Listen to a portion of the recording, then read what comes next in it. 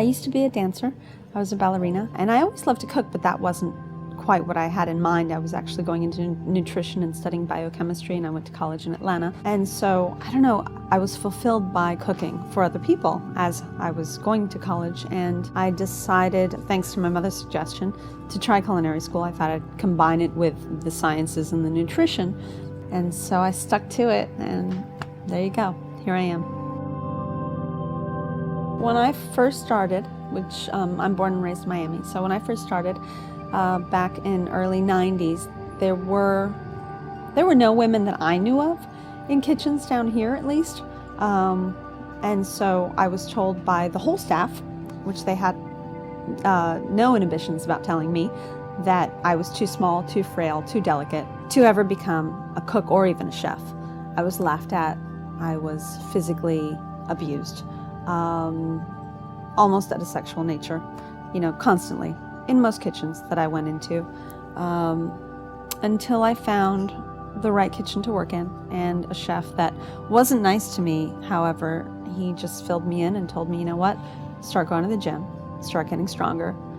You need to be more butch, which is not something I've ever wanted to achieve, but I guess if I had to look a little stronger to fend off the boys, fine. And I did. I listened to him.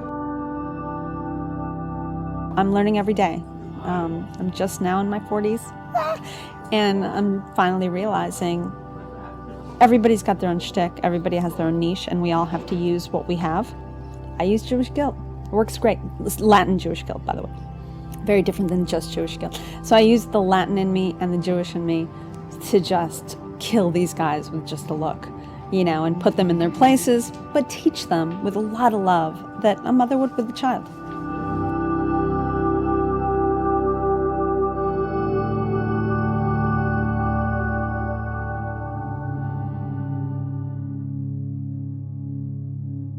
I started Misha's Cupcakes in 2005 in October.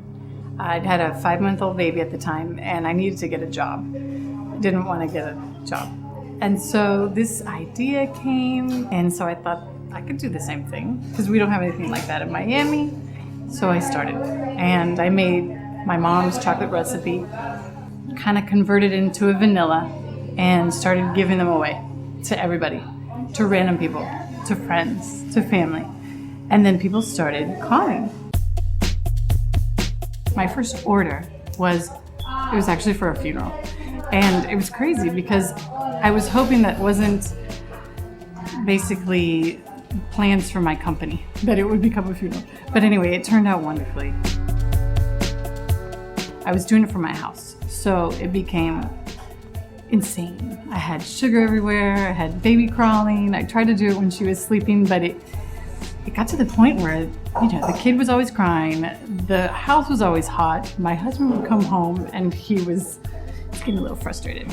So it got to the point that he said, okay, it's either store or find a job. And I wasn't gonna get a job at that point. Things were going okay. So August of 2008, we opened this store, and it was fantastic. We struggled. We really struggled. And I worked, from 6 in the morning, sometimes till 9 o'clock at night, every day. There was a lot of naysayers, a lot of people that laughed and thought it was a stupid idea. And all the hard work and the sacrifice and the times where my husband was like, when are you getting home? Have been worth it.